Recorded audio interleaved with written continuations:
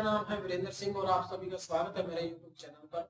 आज हम वर्डपैड की वीडियो ट्यूटोरियल स्टार्ट करने जा रहे हैं। अगर आप वर्डपैड सीखना चाहते हैं तो हमारे इस वीडियो के अंत तक बने रहिएगा। ये एक वीडियो देखने के बाद आप कंप्लीट वर्डपैड सीख जाएंगे। तो चलिए शुरू करते हैं वर्डपैड की इस वीडियो ट्यूटोरियल को। तो व्यूवर्स, अभी हम आ गए हैं कंप्यूटर स्क्रीन पे और शुरू करते हैं वर्डपैड को। तो सबसे पहले हम सीखेंगे कि वर्डपैड को ओपन कैसे किया जाता है। दोस्तों, मेरे पास ऑपरेटिंग सिस्टम विंडो 10 है, तो अगर आपके पास विंडो 7 है तो आप उसमें थोड़ा सा डिफरेंट हो सकता है, लेकिन ज़्यादातर स्टेप सेम ही रहेंगे। तो सबसे पहले स्टार्ट बटन पे आप जाएं, क्योंकि हमारा जो वर्डपैड है वो विंडोज़ एक्सेसरीज का पार्ट है। तो हम यहाँ पे W वाले सेक्शन में जाएंगे। यहाँ पर आप देख सकते हैं विंडोज़ एक्सेसरीज दिखाई दे रहा है आपको, इसमें आपने क्लिक करना है और सबसे आप नीचे आइएगा तो आपको लिखा मिल जाएगा वर्डपैड। यहाँ पे क्लिक करने से आप वर्डपैड को ओपन कर सकते हैं।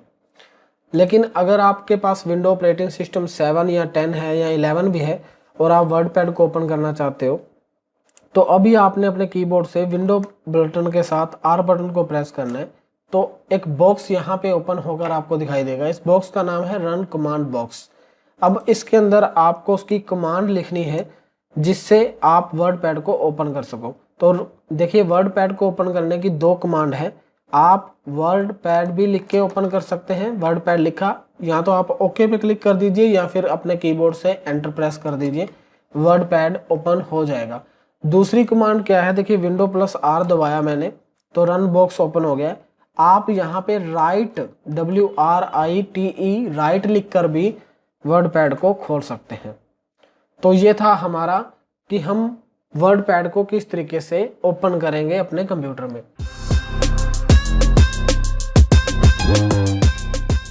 सबसे पहले हम वर्डपैड की जो स्क्रीन है उससे इंट्रोडक्शन कर लेते हैं, उसके बारे में जान लेते हैं ताकि हमें कोई बाद में कंफ्यूजन ना रहे। तो देखिए, सबसे ऊपर जो आप ये एक लाइन देख रहे हैं, इस लाइन को हम टाइटल बार कहते हैं। और टाइटल बार हमें क्या दिखाती है, हमारी फाइल का नाम, जो कि इस वक्त डॉक्यूमेंट है। बाय डिफ़ॉल्ट वर्डपैड की फाइल का नाम डॉक्यूमेंट ही होता है। उसके बाद यहाँ पे हमारे सॉफ्टवेयर का नाम है, जिस सॉफ्टवेयर में अभी हम काम कर रहे हैं उसका नाम क्या है, वर्डपैड। यहाँ पे आपको एक टूल बार दिखाई दे रही होगी, इस टूल बार का नाम है quick access tool bar. Right side में 3 बटन आपको नजर आएंगे। पहले बटन का नाम मिनिमाइज है, दूसरे का रिस्टोर डाउन है और इसका दूसरा नाम भी है एक। अगर आप रिस्टोर डाउन पे क्लिक करते हैं तो देखिए इसका नाम चेंज हो गया है, मैक्सिमाइज। मैक्सिमाइज और रिस्टोर डाउन में डिफरेंस क्या है, देखिए अगर आपका जो विंडो है, जिस सॉफ्टवेयर को भी आपने ओपन कर रखा है, वो आपकी कंप्लीट स्क्रीन पे दिखाई नहीं दे रहा है तो उसका नाम मैक्सिमाइज रहेगा इस बटन का। लेकिन अगर आपका जो सॉफ्टवेयर है वो कंप्लीट आपकी LCD स्क्रीन पर दिखाई दे रहा है तो इस बटन का नाम रिस्टोर डाउन हो जाएगा। लास्ट जो बटन है इसको हम क्लोज बटन कहते हैं। इस पे क्लिक करके हम अपने वर्डपैड को बंद भी कर सकते हैं। तो दोस्तों, आपको पता चल गया होगा कि इस लाइन को क्या कहते हैं, क्या कहते हैं, टाइटल बार। तो अब यहाँ से नीचे आएंगे, ये हमारे मेन्यू है, फाइल मेन्यू कहेंगे इसे, या फिर आप फाइल टैब भी कह सकते हैं। उसके बाद होम और व्यू, ये जो नजर आ रहे हैं इसको हम टैब कहते हैं। यहाँ पे देखिएगा कि जब भी हम किसी टैब पे क्लिक करते हैं तो नीचे कुछ नाम लिखे आते हैं यहाँ पे, जैसे कि clipboard, font, paragraph, insert, editing. इनको हम ग्रुप कहते हैं और ग्रुप के अंदर उनके ऑप्शन नजर आपको आएंगे। देखिए, जब भी किसी टैब पे आप क्लिक करते हो तो ऑप्शन और ग्रुप चेंज हो जाते हैं। तो इसलिए आप इन टैब्स की मदद से हम आगे वर्डपैड में काम करना सीखेंगे। तो दोस्तों, अभी देखिए, सबसे पहले तो जब भी हमें कुछ काम करना होता है तो उसके लिए थोड़ा सा समझना होता है इंटरफेस को। ये हमारा क्या है, रूलर है, स्केल है, जिसकी माध्यम से हमें पता चलेगा कि हमारा जो पेज है उस पर हम कहाँ तक लिख सकते हैं, हमें हमारा जो कंटेंट है हमने कितना एरिया लेफ्ट या राइट से छोड़ रखा है। तो ये सारी चीज़ें हमें यहाँ से पता चलेंगी। या फिर अगर हम लिस्ट बना रहे हैं तो उसकी सेटिंग भी कर सकते हैं हम यहाँ पे। उसके नीचे आएंगे तो जहाँ पे हम काम करते हैं इसको कहते हैं वर्क एरिया। मैं लिख देता हूँ यहाँ पे, ठीक है। तो यहाँ पे वर्क एरिया से अगर नीचे आएंगे तो एक लाइन नजर आएगी जिसके ऊपर यहाँ पे आप देख सकते हैं 100% इस टाइम लिखा हुआ, जूम लेवल कहते हैं इसको। यहाँ से जूम इन या जूम आउट आप कर सकते हो, मतलब आप अपने पेज को जूम कम करके भी देख सकते हो और जूम ज़्यादा करके भी देख सकते हो। तो ये था वर्डपैड की स्क्रीन से इंट्रोडक्शन।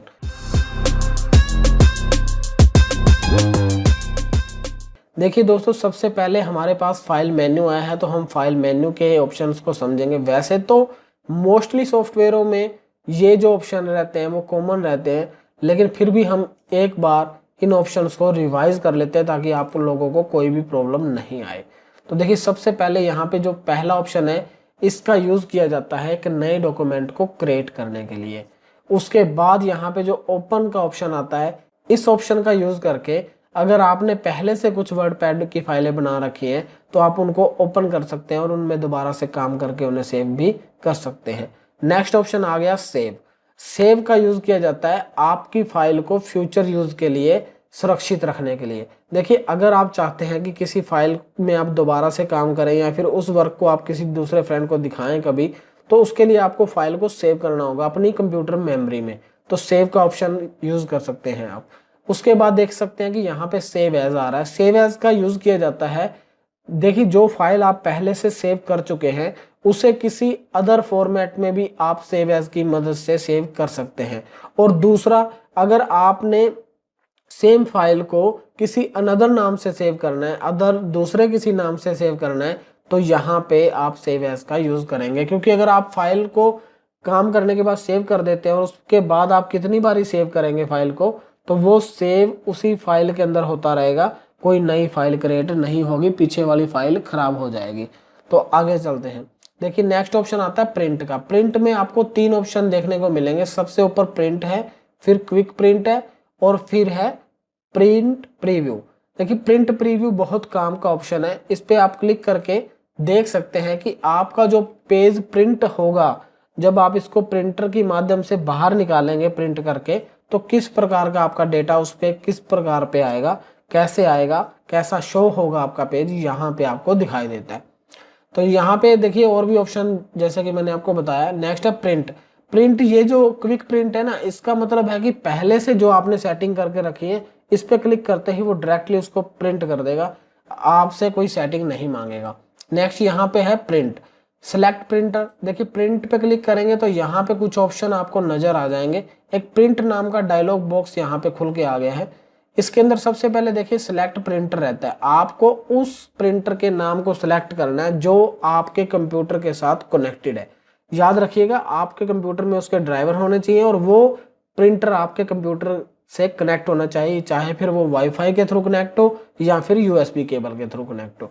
तो नीचे आएंगे तो यहाँ पे देखिए पेज रेंज लिखा हुआ है। अगर आपने किसी अलग अलग पेज को भी प्रिंट करना है तो यहाँ पे बहुत सारे ऑप्शन है आपके लिए। नंबर ऑफ कॉपीज, आपने एक पेज को कितनी बार कॉपी करना है वो आप यहाँ मेंशन करेंगे और उसके बाद प्रिंट की कमांड को देने से हमारा जो पेज है या जो भी डॉक्यूमेंट है वो प्रिंट होके आ जाएगा। नेक्स्ट ऑप्शन यहाँ पे आता है पेज सेटअप का। देखिए, अभी हमने प्रिंट प्रीव्यू देखा था, बाई चांस अगर उसमें हमने कुछ बदलाव करना है, पेज सेटअप का मतलब है पेज की सेटिंग को करना। तो यहाँ पे पेज सेटअप पे क्लिक किया, उसके बाद देख सकते हैं कि पेज सेटअप नाम का एक डायलॉग बॉक्स आपके सामने आ गया है। इसके अंदर हम देखिए आपको बताते हैं, सबसे पहले लिखा हुआ पेपर। तो पेपर में साइज आएगा। साइज बाय डिफॉल्ट पहले से जो सिलेक्ट होता है पेज का साइज, वो लेटर पेज साइज सिलेक्ट होता है, लेकिन सबसे जो ज्यादा यूज में आता है पेज साइज वो होता है A4 पेज साइज। वैसे कुछ लोग लेटर पे भी बहुत ज्यादा काम करते हैं, लेकिन A4 काफी ज्यादा डिमांड में रहता है। उसके बाद सोर्स है। सोर्स में हमें सेलेक्ट करना होता है कि जो आपका प्रिंटर है वो पेज कहाँ से उठाएगा। देखिए, अलग अलग प्रिंटर के अंदर अलग अलग ट्रे होते हैं कि वो पेज कई जगह पे उनके इंसर्ट किए जा सकते हैं, तो हमें उसे यहाँ मेंशन करना होता है कौन से ट्रे से वो पेजों को उठाए। उसके बाद आप नीचे यहाँ पे ओरिएंटेशन देखेंगे। ओरिएंटेशन पेज के 2 प्रकार के होते हैं, पोर्ट्रेट एंड लैंडस्केप। पोर्ट्रेट वो ओरिएंटेशन होता है जिसके अंदर आपके पेज की हाइट ज्यादा, देखिए यहाँ पे जो आपका पेज दिखा रहा है उसकी हाइट ज्यादा है और विड्थ बहुत ही कम है। लेकिन अब अगर आप लैंडस्केप कर देंगे तो पेज वही है, बस उसका उल्टा हो गया। लैंडस्केप के अंदर क्या होता है, आपकी विड्थ ज्यादा हो जाती है और हाइट कम हो जाती है। पोर्ट्रेट के अंदर क्या होता है, हाइट ज्यादा होती है और विड्थ कम हो जाती है। यहाँ पे नेक्स्ट ऑप्शन जो है वो है मार्जिन। यहाँ पे साथ में इन्होंने मेंशन किया है इंचेस, मतलब आप जो मार्जिन देंगे वो इंचेस में मेंशन किया जाएगा। यहाँ पे मार्जिन होता क्या है, पहले इस चीज को समझ लेते हैं। देखिए यहाँ पे आप एक पेज को देख रहे हैं और इसके चारों ओर जो आपको व्हाइट स्पेस नजर आ रहा है, मतलब हमें जो डाटा लिखना है उसके चारों ओर से कितना स्पेस हमने छोड़ के लिखना है, वो होता है मार्जिन। तो यहाँ पे आप मेंशन करेंगे कि लेफ्ट साइड से आपने कितना करना है और राइट साइड से आपने कितना करना है। देखिए यहाँ पे 1.25 है, मैं इसे 1 कर देता हूँ तो आप देख सकते हैं यहाँ पे कुछ बदलाव आया है। देखिए यहाँ 1 हो गया, यहाँ 25 है, मैं इसको भी 1 कर देता हूँ तो डिफरेंट आपको यहाँ देखने को मिलेगा। यहाँ पे ध्यान दीजिएगा, पेज के ऊपर मैं इसे 1 कर रहा हूँ तो आप देख सकते हैं कि यहाँ से इधर थोड़ा सरक गया है। तो चारों तरफ से मैंने 1 कर दिया है, बाकी आप अपनी जरूरत के अनुसार इसे कर सकते हैं। इसे ओके कर देते हैं, पेज की सेटिंग मेरे हो गई है और देखिए उसी हिसाब से यहाँ पे मेरे चारों ओर से स्पेस भी आ गया है। नेक्स्ट जो ऑप्शन है वो है सेंड इन ईमेल। देखिए अगर आपने जो फाइल बनाई है, अगर आप उसे सेंड करना चाहते हो इंटरनेट के माध्यम से, ईमेल के माध्यम से, तो आप इस ऑप्शन का यूज कर सकते हैं। नेक्स्ट है अबाउट वर्डपैड। अबाउट वर्डपैड के बारे में अगर आपको कुछ जानकारी, उसके वर्जन के बारे में बताएगा। यहाँ पर विंडोज के वर्जन के बारे में आपको बताया जाएगा कि आपका जो सॉफ्टवेयर है वर्डपैड वो कौन से विंडोज की तरफ से आपको प्रेजेंट किया जा रहा है। ठीक है, तो नेक्स्ट यहाँ पे है एग्जिट। एग्जिट का यूज किया जाता है अपने वर्डपैड को बंद करने के लिए, जिस सॉफ्टवेयर को हमने ओपन किया है उसे बंद करने के लिए। तो हमारा सॉफ्टवेयर कौन सा है, वर्डपैड, तो इसे हम यहाँ से एग्जिट से बंद कर सकते हैं। एग्जिट पे क्लिक करेंगे, देखिए यहाँ पे 3 ऑप्शन आए। क्या आया, पहला आया है सेव, सेकंड डोंट सेव, तीसरा कैंसल। क्यों आए हैं, do you want to save changes to document. आपने जो डॉक्यूमेंट बनाया है उसको अभी तक आपने सेव नहीं किया, क्या आप उस फाइल को सेव करना चाहते हैं, या फिर आप बिना सेव किए ही उस फाइल को आगे चलना चाहते हैं, बंद कर देना चाहते हैं सॉफ्टवेयर को, या फिर आप कैंसिल के माध्यम से इस फाइल में अभी काम कर सकते हैं। मतलब अगर आप कैंसिल करेंगे तो ये फाइल बंद नहीं होगी, अभी काम हम इसमें कर सकते हैं। लेकिन अगर हमने इसको डोंट सेव कर दिया तो ये बिना सेव किए ही हमारे वर्डपैड को बंद कर देगा। तो दोबारा से ओपन कर लेते हैं वर्डपैड को और काम आगे करते हैं। देखिए हमारा फाइल मेन्यू कंप्लीट हो चुका है। अगर आपको कोई भी डाउट रहेगा तो आप कमेंट बॉक्स में पूछ सकते हैं, उसका सोल्यूशन भी आपको दिया जाएगा। यहाँ पे रिसेंट डॉक्यूमेंट्स लिखा आ रहा है, अभी यहाँ पे कुछ डॉक्यूमेंट्स शो नहीं कर रहे हैं। क्यों, क्योंकि अभी तक हमने कोई डॉक्यूमेंट वर्डपैड में बनाया ही नहीं है।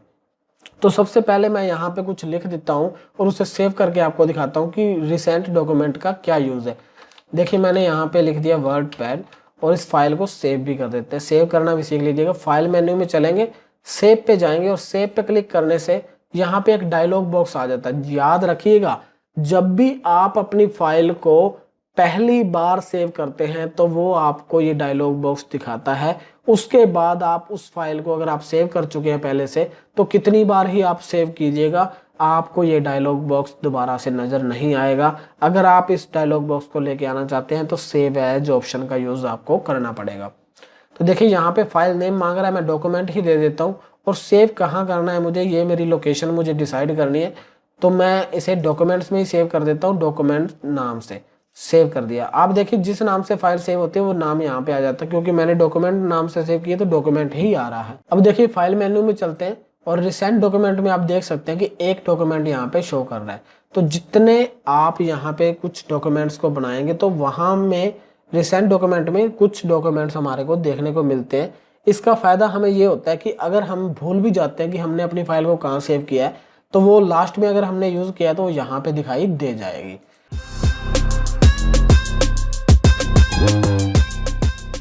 अब चलते हैं होम टैब की ओर। देखिए सबसे पहले होम टैब में क्लिपबोर्ड ग्रुप आता है। इसके अंदर 3 ऑप्शन आपको देखने को मिलेंगे, कट, कॉपी और पेस्ट। वैसे तो हम पेंट की वीडियो बना चुके हैं, उसमें ये कट, कॉपी, पेस्ट कर चुके हैं, लेकिन फिर भी वर्डपैड में सीखना जरूरी है। क्यों, क्योंकि भाई पीछे जो वीडियो नहीं देखी है किसी ने तो वो भी अब की बार सीख जाए। तो चलिए शुरू करते हैं। देखिए यहाँ पे सबसे पहले कट कॉपी शो नहीं हो रहा है, एक्टिवेट नहीं हो रहा है। क्यों, क्योंकि जब तक आप किसी वर्ड को सिलेक्ट नहीं करोगे कट कॉपी ऑप्शन एक्टिव नहीं होगा। तो मैंने सिलेक्ट किया तो देखिए कट और कॉपी दोनों एक्टिव हो गए। अब कॉपी और कट में डिफरेंस जान लेते हैं। देखिए कॉपी का मतलब होता है डुप्लीकेट करना और कट का मतलब होता है एक जगह से दूसरी जगह मूव करना। ठीक है, तो अगर आप किसी फाइल का डुप्लीकेट करना चाहते हो तो कॉपी का यूज करोगे, और अगर आप उसका एक जगह से दूसरी जगह स्थान बदलना चाहते हो तो फिर आप मूव टूल का यूज करोगे, मतलब कट का यूज करोगे। तो देखिए मुझे जो वर्डपैड लिखा हुआ है ना, इसकी कॉपी करनी है। तो कॉपी करने के बाद पेस्ट ऑप्शन जो है वो एक्टिवेट हो जाता है। चाहे आप कट करें या कॉपी करें, पेस्ट ऑप्शन एक्टिवेट हो जाएगा। अभी पेस्ट करने का मतलब क्या होता है? चिपकाना। तो यहाँ पे मुझे जो मैंने कॉपी किया है उसको मैं कितनी बार ही पेस्ट कर सकता हूँ। बस आप पेस्ट बटन को दबाते रहिए, जो चीज़ भी आपने कॉपी या कट किया है उसको कितनी बार ही आप लेकर के आ सकते हैं। अब देखिए कट में क्या डिफरेंस है। यहाँ पे मैं एक नाम लिख देता हूँ ताकि हमें कोई प्रॉब्लम ना रहे। ठीक है, तो मैंने एक नाम लिख दिया तन्नू। अभी यहाँ पे आपने ध्यान देना है कि मैंने एक जो नाम लिखा है मुझे इसको कट करना है और यहाँ इसके ऊपर लेके जाना है। ये अभी कहाँ पे है? नीचे है। और इसकी मुझे लोकेशन चेंज करनी है, मतलब यहाँ से कट करके इसको ऊपर लेके जाना है। तो इसको यहाँ से सिलेक्ट किया और कट पे क्लिक कर दिया। अब देखिए यहाँ गए, इससे ऊपर ले गया ना, तो यहाँ पे सबसे आगे क्लिक किया और एंटर बटन दबाने से क्या होता है? नीचे आती है लाइन। तो ऊपर एरो कीज का यूज करते हैं और पेस्ट करेंगे यहाँ पे। तो देखिए वहां से कट होके यहाँ आ गया, मतलब इसने अपनी जगह को चेंज कर दिया। तो कट का यही जो होता है, आप एक जगह से किसी दूसरी जगह पे अगर किसी वर्ड को मूव करना चाहते हो तो कट का यूज करें, और अगर आपको एक ही वर्ड को बार बार कहीं लेके आना है तो आप कॉपी का यूज करें। मैं आशा करता हूं कि आपको कट, कॉपी और पेस्ट तीनों ऑप्शन अच्छे से समझ में आ गए होंगे। तो अब आगे चलते हैं।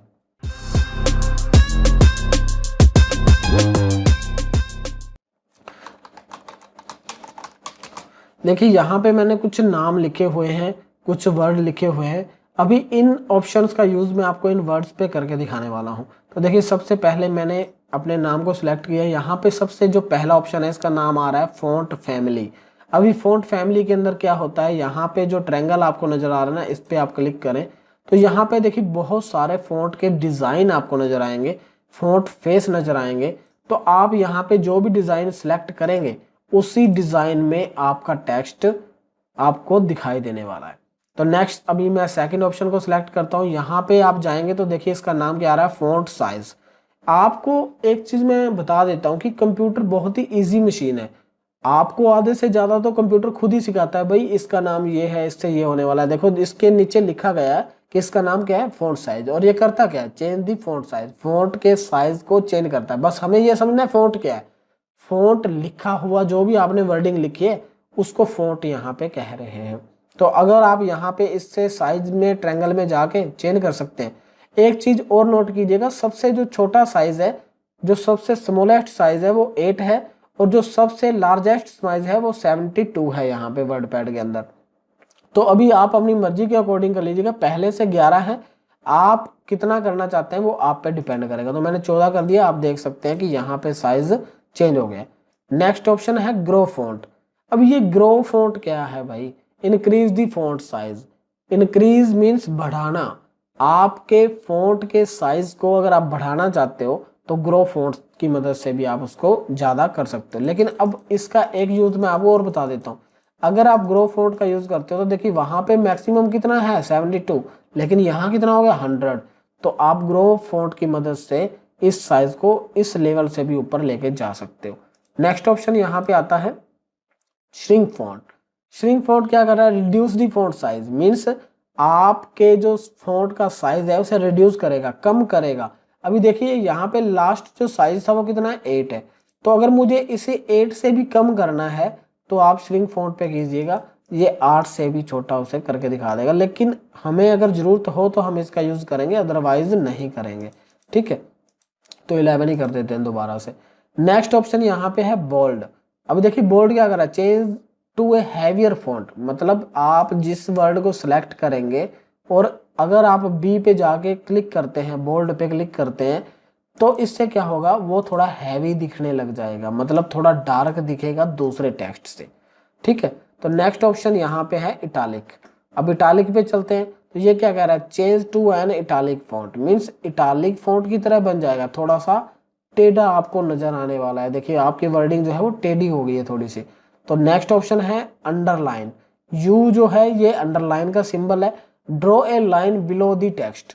मतलब आपने जो भी टेक्स्ट सिलेक्ट किया है, अंडरलाइन का अगर आप उस पर यूज करते हैं तो उसके यहाँ पे नीचे, उस वर्ड के लिखे हुए के नीचे आपको एक लाइन आ जाएगी। ठीक है, नेक्स्ट ऑप्शन यहाँ पे आप देख सकते हैं स्ट्राइक थ्रो है।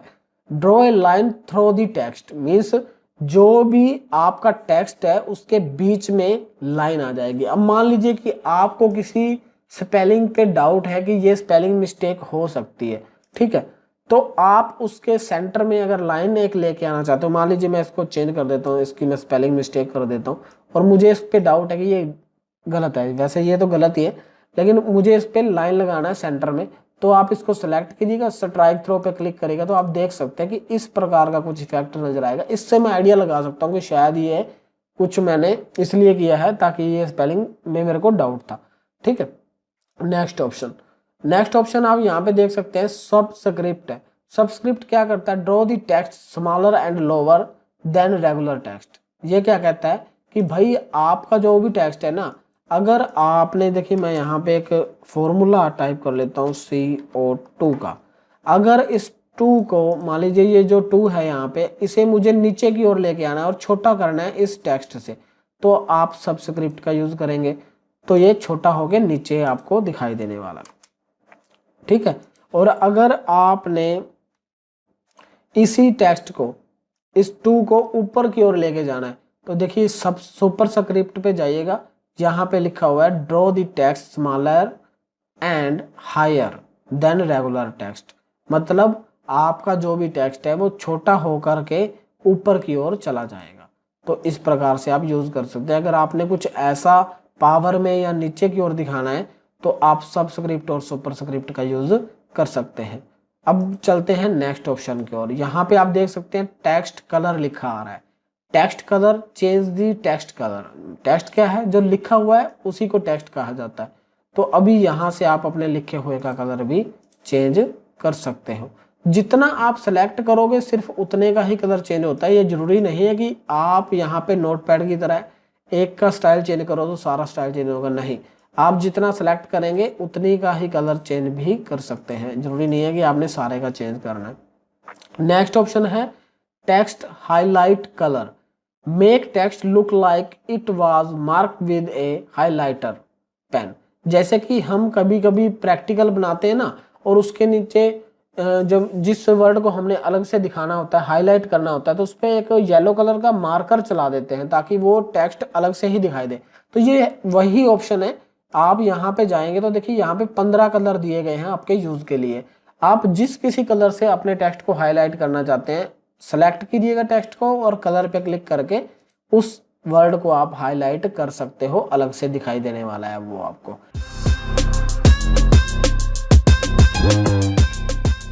अभी देखिए यहाँ पे सबसे ऊपर एक ऑप्शन नजर आएगा आपको, डिक्रीज इंडेंट। ये क्या करेगा, decrease the indent level of the paragraph.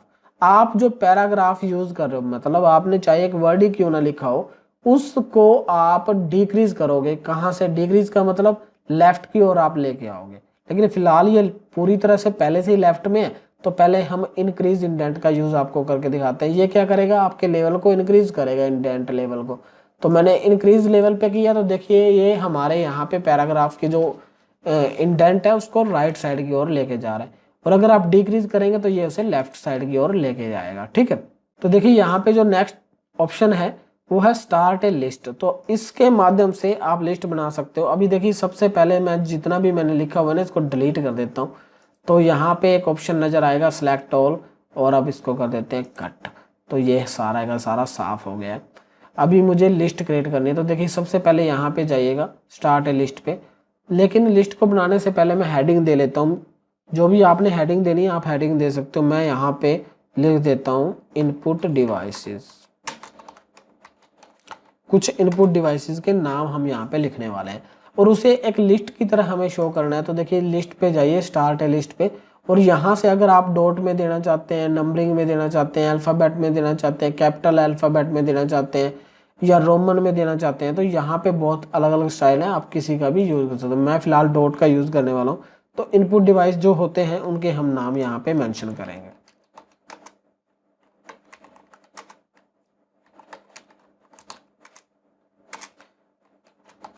ठीक है, तो इस प्रकार से देखिए जब तक आप कुछ भी लिख के एंटर प्रेस करेंगे तो ये लिस्ट इसी प्रकार से चलती रहेगी। अगर आप बिना कुछ लिखे एंटर कर देते हैं तो लिस्ट वहीं पे खत्म हो जाएगी। इस प्रकार से आप एक लिस्ट को वर्डपैड में बना सकते हैं। नेक्स्ट जो ऑप्शन है वो है लाइन स्पेसिंग का। अब देखिए आपने जो भी लाइनें लिखी हैं उनके बीच का जो स्पेस है, ये स्पेस जो है अगर आपको इसे कम या ज़्यादा करना है तो आप लाइन स्पेस में जाएंगे। कम करना है तो देखिए यहाँ पे 1.0 लिखा है, इस पर क्लिक कर दीजिए, थोड़ा कम हो गया। और अगर आपको ज़्यादा करना है तो 2 लिखा है, 2 पे क्लिक कर दीजिए। तो आपको समझ में आ गया होगा कि इसका यूज़ किस लिए किया जाता है, लाइन का स्पेस कम करने के लिए या फिर लाइनों के बीच का स्पेस ज़्यादा करने के लिए। तो ये आप अपनी ज़रूरत के अनुसार कर लीजिएगा। बाय डिफ़ॉल्ट जो होता है हम उसी को कर देते हैं, 1.15 होता है, इसी को यूज़ करेंगे। ठीक है, अभी नेक्स्ट एंटर। तो देखिए अब चलते हैं नेक्स्ट ऑप्शन की ओर। यहाँ पे लिखा आ रहा है अलाइन टेक्स्ट लेफ्ट। इसकी शॉर्टकट की भी दे रखी है, क्या दे रखी है, Ctrl+L, align text to the left. ये अलाइनमेंट के बारे में बात कर रहा है। अलाइनमेंट 4 प्रकार की होती है वर्डपैड में, और मोस्टली 4 प्रकार की ही अलाइनमेंट होती है। देखिए यहाँ पे आप लेफ्ट की साइड से अगर लिखना चाहते हैं, बाय डिफॉल्ट लेफ्ट ही होती है, जो भी आप लिखते हो वो लेफ्ट साइड से ही लिखा जाता है। लेकिन अगर आप अपने पेज के सेंटर से लिखना चाहते हो तो यहाँ पे सेंटर टेक्स्ट अलाइनमेंट पे क्लिक कर लीजिएगा। अब आप जो भी लिखेंगे वो सेंटर में ही लिखा जाएगा। ठीक है, और जैसे आप एंटर करेंगे तब भी सेंटर में ही रहेगा जब तक आप उसे चेंज नहीं करेंगे। ठीक है, तो कुछ भी यहाँ पे आप लिख सकते हैं, जो भी लिखेंगे वो सेंटर में आएगा। तो नेक्स्ट ऑप्शन है राइट अलाइनमेंट। अब देखिए राइट पे क्लिक किया तो यहाँ पे आप जो लिखेंगे वो राइट साइड की ओर आएगा।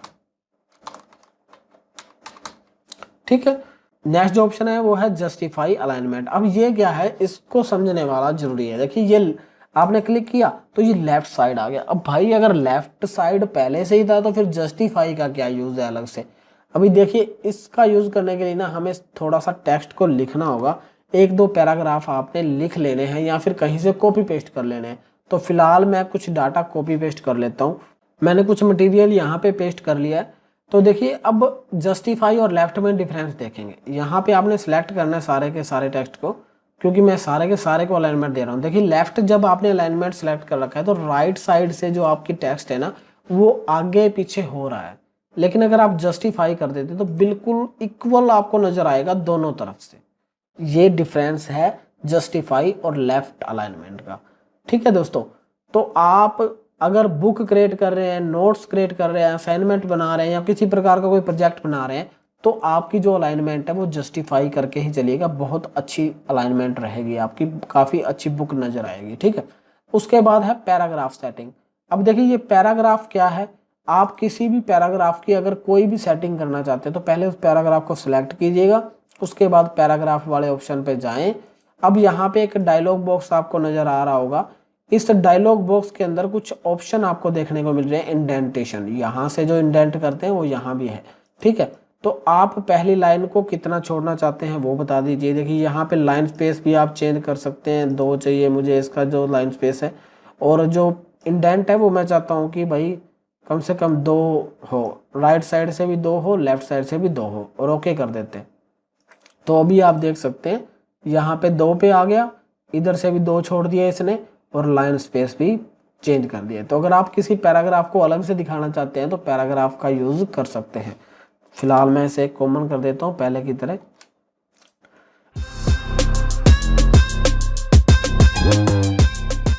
अभी देखिए यहाँ पे जो नेक्स्ट ऑप्शन है वो है पिक्चर का। अगर आपको अपने डॉक्यूमेंट में कहीं भी पिक्चर को इंसर्ट करना है तो आप कर सकते हैं। सबसे पहले आप यहाँ पे जाएं पिक्चर ऑप्शन पे, और इसके ट्रायंगल पे क्लिक करके भी आप यूज़ कर सकते हैं, और इस पे क्लिक करके भी। देखिए मैंने ट्रायंगल पे क्यों किया था कि बाकी सारे जो ऑप्शन है वो भी यूज़ कर सके हम। तो पिक्चर पे जाएंगे। अब आपके कंप्यूटर में जो कहीं भी फोटो कुछ भी रखी हुई है उस फोटो को आप यहाँ पे लेके आ सकते हो। ओपन करेंगे तो देख सकते हैं कि एक फोटो को मैंने इंसर्ट कर लिया है अपने वर्ड डॉक्यूमेंट में। लेकिन यहाँ पे एक ध्यान रखिएगा, आप वर्ड पैड में फोटो को ले सकते हैं लेकिन ज़्यादा उसे चेंजेस नहीं कर पाएंगे। ठीक है, तो जो 2 ऑप्शन बाकी रह गए उसको भी कर लेते हैं। पिक्चर वाले ट्रायंगल पे क्लिक करेंगे, नेक्स्ट ऑप्शन आ रहा है चेंज पिक्चर। अगर आपको ये फोटो किसी दूसरी फोटो के साथ रिप्लेस करनी है, चेंज करनी है, तो चेंज पिक्चर में जाइएगा और यहाँ से उस फोटो पे क्लिक करके ओपन कर दीजिएगा, वही फोटो इसकी जगह पे आ जाएगी। नेक्स्ट ऑप्शन यहाँ पे पिक्चर पे जो तीसरा ऑप्शन है वो क्या है, पहले तो देखिए पिक्चर को सिलेक्ट करना है और नेक्स्ट ऑप्शन आ रहा है रिसाइड पिक्चर। इस पर क्लिक करने से एक डायलॉग बॉक्स हो गया ओपन हो गए। इस बॉक्स के अंदर आपको दो ऑप्शन नजर आ रहे हैं, देखिए यहाँ पे हॉरिजॉन्टल और वर्टिकल, और नीचे लिखा आ रहा है लॉग एस्पेक्ट रेशियो। देखिए अब यहाँ पे इसको अगर आपने ऑन कर रखा है तो जितना आप हॉरिजॉन्टल में वैल्यू डालेंगे उतनी ही वैल्यू आपकी नीचे भी हो जाएगी। लेकिन अगर आप इस लॉग को हटा देते हैं, अब आप अपनी मर्जी से उसकी वैल्यू को चेंज कर सकते हैं। ऊपर देखिए चेंज हो गया, नीचे नहीं चेंज हुआ है। ओके करेंगे तो उसी हिसाब से आपकी फोटो का साइज हो जाएगा। मतलब ये आपकी फोटो के साइज को चेंज करने के लिए आप यहाँ से, ये देखिए फोटो पे क्लिक किया, ये डॉट आपको नजर आ रहे होंगे, यहाँ से भी आप फोटो के साइज को छोटा या बड़ा कर सकते हैं। अब चलते हैं नेक्स्ट ऑप्शन की ओर। नेक्स्ट ऑप्शन है पेंट ड्राइंग का। देखिए पेंट ड्राइंग पे अगर आप क्लिक करते हैं तो पेंट आपके वर्ड पैड के अंदर ही ओपन हो जाएगा, मतलब आपने डायरेक्टली पेंट को ओपन कर लिया।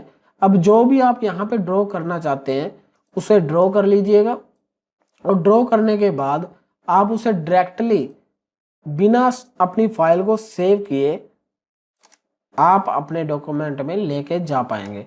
देखिए मैंने अपनी जो ड्राइंग बनानी है मैंने बना लिया है। अब मुझे क्या करना है, फाइल में जाना है और अपडेट डॉक्यूमेंट पे क्लिक कर देना है। अपडेट डॉक्यूमेंट पे क्लिक करने के बाद इस पेंट वाली स्क्रीन को बंद कर देते हैं। तो आप देख सकते हैं कि जो इमेज मैंने बनाई है वो यहाँ पे आ गई है। अगर आपको इसमें कुछ भी बदलाव करना है डबल क्लिक कर लीजिएगा तो देखिए दोबारा से पेंट ओपन हो गया। फिर से बनाइएगा कुछ, फाइल अपडेट डॉक्यूमेंट बंद कर दीजिएगा तो यहाँ पे वो चेंजेस हो जाएंगे ऑटोमेटिक। ठीक है दोस्तों, तो नेक्स्ट ऑप्शन यहाँ पे आ रहा है डेट एंड टाइम का, तो इसे कट कर देते हैं। डेट एंड टाइम अगर आप यहाँ पे अपने डॉक्यूमेंट में अपने जो कंप्यूटर में, यहाँ ध्यान दीजिएगा राइट साइड में नीचे जो भी आपके कंप्यूटर में डेट और टाइम होगा आप उसे यहाँ पे अपने वर्ड पैड की फाइल में इंसर्ट कर सकते हैं। इस पे क्लिक करिएगा डेट एंड टाइम पे, और यहाँ पे अलग अलग फॉर्मेट आपको नजर आएंगे। देखिए नोट पैड में जब हम डेट टाइम सेलेक्ट करते थे तो वहाँ पे कोई चॉइस नहीं थी हमारे पास, लेकिन यहाँ पे अलग अलग फॉर्मेट हैं। आप किसी भी फॉर्मेट के अंदर अपनी डेट एंड टाइम को यहाँ पे इंसर्ट कर सकते हो। तो मैं क्लिक कर लेता हूँ, मुझे ओनली डेट ही चाहिए, ठीक है, तो आ जाएगा।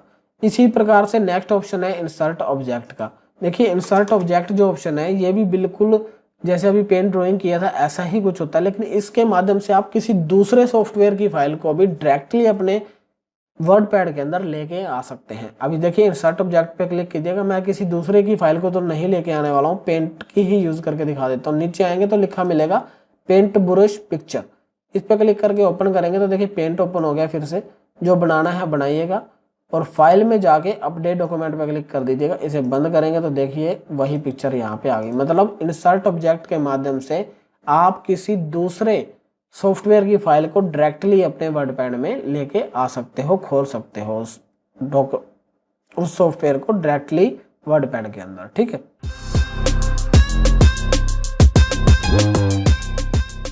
नेक्स्ट ऑप्शन है फाइंड का। देखिए दोस्तों फाइंड जो ऑप्शन है, तो देखिए फाइंड ऑप्शन का यूज किस लिए किया जाता है, जब आप फाइंड पर क्लिक करेंगे तो एक डायलॉग बॉक्स आपके सामने खुल जाएगा जिसका नाम है फाइंड, और इसमें लिखा मिलेगा फाइंड व्हाट। अब देखिए यहाँ पे आप किसी भी टेक्स्ट को लिख दीजिएगा जिसे आप फाइंड करना चाहते हैं। तो मैं इसमें लिख देता हूँ पेज, और इसे फाइंड नेक्स्ट पे क्लिक करेंगे तो देखिए जहां जहां भी पेज वर्ड आया होगा वहां वहां ये उस चीज को फाइंड करके दिखाएगा। अगर उसे आगे नहीं मिलेगा तो ये बता देगा कि भाई इससे आगे इसको नहीं मिल रहा है। ओके कर देना है आपने, और कैंसिल कर देता हूँ। तो इस तरीके से आप किसी भी टेक्स्ट को ढूंढ सकते हो अपने डॉक्यूमेंट में। नेक्स्ट ऑप्शन है रिप्लेस। देखिए अभी हमने फाइंड क्या किया था, हमने पेज टेक्स्ट को फाइंड किया था। अगर उस पेज टेक्स्ट को या किसी भी वर्ड को जिसको आपने फाइंड किया है उसे चेंज करना चाहते हैं किसी दूसरे वर्ड से, या किसी उसमें कुछ गलती थी आप ठीक करना चाहते हो तो कर सकते हो। देखिए मुझे यहाँ पे पेज लिखा हुआ है ना, इसकी जगह पे बुक लिखना है और कैपिटल लेटर में मैंने लिख दिया। तो रिप्लेस करेंगे अगर, तो जो भी उस टाइम पे सिलेक्शन होगा सिर्फ वही चेंज होगा। देखिए मैंने पेज रिप्लेस पे किया तो पेज की जगह यहाँ पे बुक आ गया, आप देख सकते हो यहाँ पे बुक आ गया, ठीक है। लेकिन अगर मैं रिप्लेस ऑल कर दूंगा तो जहां कहीं भी पेज लिखा था वहां पे बुक हो गया। देखिए यहाँ भी बुक हो गया है, और ये मैंने इसलिए कैपिटल लेटर में लिखा था ताकि आपको दिखा सकूं। देखिए यहाँ भी बुक हो गया है। हर जगह पे जहां कहीं भी पेज लिखा हुआ था वहां पे बुक लिखा आ जाएगा। तो इस तरीके से आप किसी टेक्स्ट को रिप्लेस भी कर सकते हो। नेक्स्ट ऑप्शन है सिलेक्ट ऑल का। वैसे मैंने अभी थोड़ी देर पहले इसका यूज किया था, लेकिन दोबारा से बता देता हूँ। अगर आपके पास कितने ही पेज हो, उसमें आपको डायरेक्टली सभी पेजेस के डेटा को सिलेक्ट करना है, तो आप सिलेक्ट ऑल कर दीजिएगा। तो आप देखेंगे कि यहाँ पे सारे का सारा टेक्स्ट जो है वो सिलेक्ट हो गया है, आपका सारा डेटा सिलेक्ट हो गया है।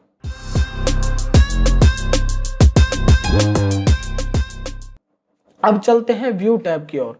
तो व्यू टैब पे क्लिक करेंगे तो आप देख सकते हैं कि ऑप्शन यहाँ पे चेंज हो गए हैं। मैंने पहले भी बताया था, जब भी किसी टैब पे क्लिक करते हैं तो ऑप्शंस यहाँ पे चेंज हो जाते हैं। देखिए सबसे पहले लिखा है जूम इन, और इस देखिए ये जो जूम इन के ऊपर एक साइन दिखाई दे रहा है ना, इसको आपने देखा होगा मैग्नीफायर की तरह दिखाई दे रहा है। मीन्स ये किसी चीज को बहुत बड़ा करके आपको दिखाने वाला। प्लस का साइन है ना, तो इस पर क्लिक करेंगे प्लस होगा, मतलब जो भी आप फाइल को अगर आप जूम करके देखना चाहते हैं तो इसका यूज करेंगे। अगर जूम कम करना चाहते हैं तो जूम आउट ऑप्शन का यूज आप करेंगे, इसमें माइनस दे रखा है। ये काम आप यहाँ पे अपने वर्ड पैड की राइट साइड में टाइम और डेट के ऊपर जो देख रहे हो ना स्लाइडर है यहाँ पे, यहाँ से भी इस पेज को जूम या कम या ज्यादा आप कर सकते हैं। नेक्स्ट ऑप्शन है 100%। देखिए अभी मेरा जूम कितना है पेज का, 150% है।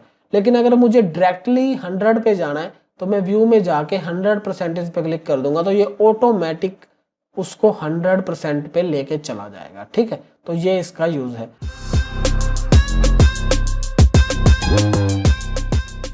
नेक्स्ट ऑप्शन है रूलर। अगर ये रूलर मुझे यहाँ पे शो करना है तो मैं इसे यहाँ पे ऑन रखूंगा, अदरवाइज मैं इसे हटा भी सकता हूँ। देखिए रूलर गायब हो गया, हाइड हो गया, इससे ही वापसी भी आ जाएगा। स्टेटस बार, अगर स्टेटस बार पे आपने क्लिक कर दिया तो स्टेटस बार शो रहेगा। अगर ऑफ कर दिया देखिए तो अभी स्टेटस बार गायब हो गया जिसपे जूम बटन था। दोबारा से ऑन करते हैं तो आप देख सकते हैं कि स्टेटस बार आ गया, ये जूम स्लाइडर भी आपको दिखाई दे रहा होगा।